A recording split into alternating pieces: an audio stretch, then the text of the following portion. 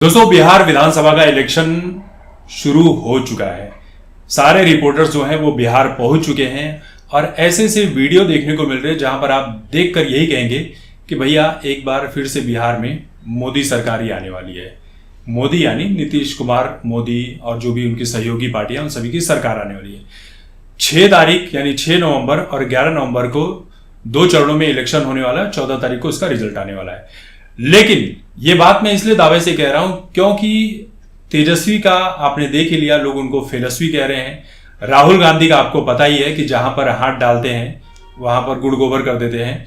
तेजस्वी यादव का पता ही है, उनका खुद का परिवार में इतनी फूट पड़ी हुई है। वो कहा यह जाता है कि तेजस्वी यादव 9वीं फेल है, जबरन वो बन गए हैं वहां पर सीएम के दावेदार। है नहीं उनके अंदर वो टैलेंट जो क्या कहते हैं कि अब जितने सारे रिपोर्टर हैं ग्राउंड लेवल पर जो रिपोर्टिंग कर रहे हैं ना, वो कह रहे हैं कि भैया मोदी जी हमारे लिए भगवान है, हम उन्हीं को वोट देंगे। जब रिपोर्टर पूछते हैं कि भाई क्यों ऐसा कह रहे हो, तो कह रहे हैं कि मोदी ने हमें क्या नहीं दिया है। मोदी ने हमारे अकाउंट में 10,000 रुपये पहुंचा दिए, फ्री की वैक्सीन लगा दी, आज तक राशन फ्री में मिल रहा है, दवाएं फ्री में मिल रही है, हमारा इंश्योरेंस फ्री मिल रहा है, इलाज फ्री में हो रहा है हॉस्पिटल में, गुंडागर्दी खत्म हो गई है, घोटाले खत्म हो गए हैं, सड़कें 1 नंबर की बन गई हैं, सड़कों में कहीं पर गड्ढे नहीं है, लाइट की फैसिलिटी मिल रही है। तो हमें और क्या चाहिए?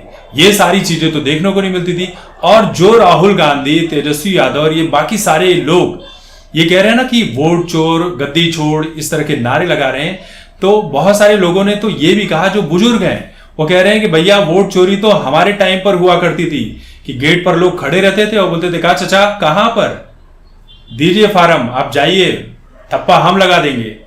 तो बूथ के बूथ लूट लिए जाते थे, जिसको जितवाना होता था यानी लालू यादव को वहां पर ठप्पा लगाकर जितवा दिया जाता था। तो ये सारी चीजें वहां हुआ करती थी। वोट चोरी तो बहुत पहले से हो रही है। ये तो ईवीएम आया तब से वोट चोरी बंद हो गई। ईवीएम को लेकर राहुल गांधी, अरविंद केजरीवाल, इन सभी ने बहुत सारे दावे किए, लेकिन आज तक किसी ने प्रूफ करने वाला कोई काम नहीं किया कि ईवीएम हैक हो सकती है। भैया दुनिया में इतने सारे सॉफ्टवेयर इंजीनियर हैं, इतने सारे हैकर्स हैं, तो ये राहुल गांधी की टीम ये आज तक क्यों नहीं लेकर आई सामने कि भाई ईवीएम को हैक करके दिखाया जा सके। अगर मोदी जी वोट चोरी कर रहे हैं तो भैया वो ईवीएम हैक करके 400 वोट क्यों 400 सीटें तो लेकर आ सकते थे ना। वो 240 पर ही क्यों सिमट जाते? उनके लिए तो और भी अच्छा होता। जिस तरह से तुम अभी चीख चिल्ला रहे हो वैसे चीखते चिल्लाते रहते। जहां पर इनकी सरकार बन जाती है वहां पर कहते हैं कि लोकतंत्र की जीत हुई है, संविधान की जीत हुई है, हमने ईमानदारी से लड़ा, जनता ने हमें चुना। और जहां पर बीजेपी जीत जाती है वहां कहते हैं कि वोट चोरी की गई है, धांधली की गई है, ये किया गया, वो किया गया, ट्रक के ट्रक ईवीएम यहां से वहां सल्टाए जा रहे हैं। मतलब खुद के ऊपर तुमने 70 सालों में कुछ नहीं किया, देश का बेड़ा गर्क किया, और अब कह रहे हो कि हम ये करेंगे वो करेंगे। राहुल गांधी खुद एक इंटरव्यू में कह रहे थे कि 70 सालों में जो देश के लिए करना चाहिए था, मैं ईमानदारी से कहूंगा कि हमारी कांग्रेस पार्टी ने वो नहीं किया। ये जानते हैं कि इन्होंने कुछ नहीं किया देश के लिए, लेकिन उसके बाद भी कहते हैं कि चोरी और सीना जोरी, यही सब सारी बातें होती है। आप ग्राउंड लेवल पर जितने रिपोर्टर को देख लीजिए, वो सारे यही कह रहे हैं कि भैया मोदी हमारे लिए भगवान है, हम मोदी को ही जितवाएंगे, बिहार में उन्हीं की सरकार लेकर आने वाले हैं, क्योंकि मोदी ने हमें सारी चीजें दी है। और उसके बाद भी अगर ये लोग कहते हैं, लालू यादव के जमाने की तो वो बातें आती है कि भैया उनकी बेटी की शादी पड़ी थी तो नए शोरूम से सारी कार उठा ली गई, कपड़े उठा लिए गए, सड़कें बनवा दी गई रातों रात, बहुत सारी चीजें की गई, होटल के होटल बुक करवा दिए गए फ्री में, ज्वेलरी शॉप से ज्वेलरी उठा ली गई।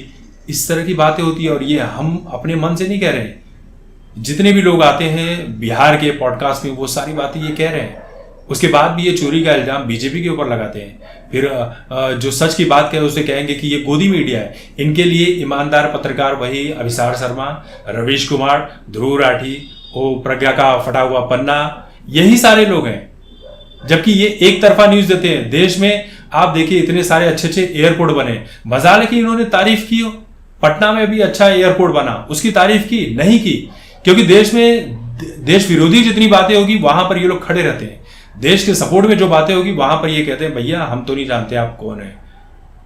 कांग्रेस वाले ऐसे हैं कि जो राम का अस्तित्व नकार रहे थे वो राहुल गांधी को कहते हैं कि असली राम तो आज कलयुग के राहुल गांधी है।